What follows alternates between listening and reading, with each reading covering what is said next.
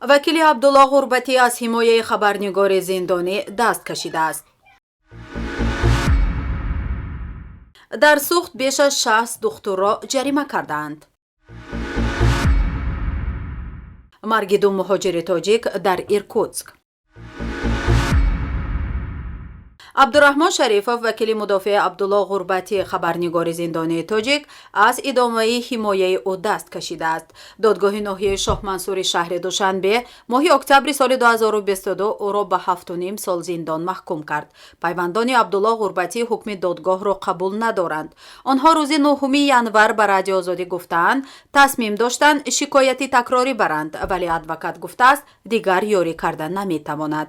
абдураҳмон шарифов мегӯяд, дар доираи яктар ба журналист бепул хидмат мерасонд ва пас аз анҷоми лоиҳа дигар чунин имкон надорад.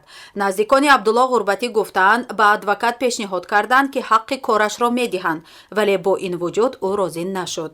абдураҳмон шарифов гуфт, бисёр банд аст ва дигар имкони ҳимоят аз журналисти зиндониро надорад. қаблан додгоҳи шаҳри Душанбе ҳукми Абдулло Ғурбатиро бетағйир гузошт. Абдулло Ғурбатӣ моҳи июни соли 2022 дастгир ва моҳи октябр ба зиндон маҳкум шуд. соли гузашта 65 корманди соҳаи тандурустии вилояти Суғд барои роҳ додан ба камбудӣ дар вақти иҷрои вазифаҳои касбӣ ба маблағи тақрибан 45 000 сомонӣ ҷарима шуданд. Илҳом Пулотзода, сардори сароясати хадамоти назорати давлатии тандурустӣ ва ҳифзи иҷтимоии аҳолӣ дар вилояти Суғд гуфт, ин рақам нисбат ба ҳамин давраи соли 2021 қариб 1 баробар зиёд аст. ба иттилои ӯ, дар соли 2021 35 корманди тиббии вилоят 25,5 000 сомонӣ ҷарима шуда буданд. Номбурда гуфт, ки дар соли 2022 инчунин ба 70 корманди тиб муҷозоти интизомӣ гирифтанд.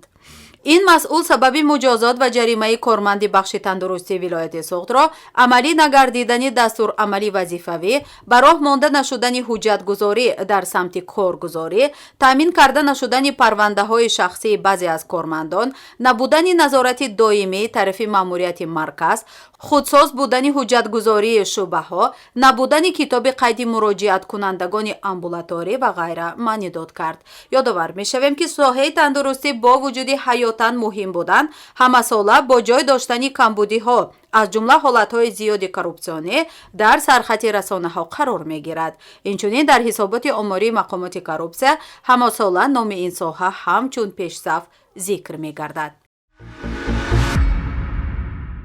сафорати Тоҷикистон дар Русия ҳалокати чанд шаҳрванди Тоҷикистонро дар пайи садамаи нақлиётии имрӯза 9 январ дар шаҳри Братки вилояти Иркутск шарҳ дода гуфтааст, ки аз 4 нафари фавтида 2 нафара шаҳрвандони Тоҷикистон мебошанд. ин ниҳод бо нашри як баёния афзудааст, ки шахсан 2 нафари дигари ҳалок шуда аз ҷониби консулгарии генералии Тоҷикистон дар шаҳри Новосибирск дар ҳамкорӣ бо мақомоти дахлдори Русия муайян мешаванд.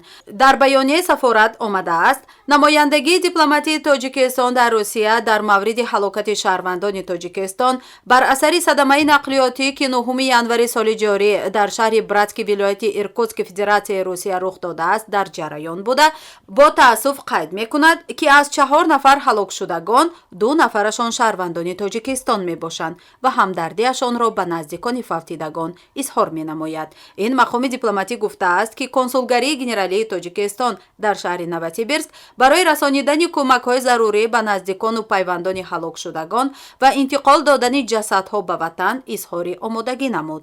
ба таъкиди онҳо, қазия таҳти пайгирии сафорат ва консулгарии генералии Тоҷикистон дар Новосибирск қарор дорад. сабаби ҳодиса гуфта нашудааст.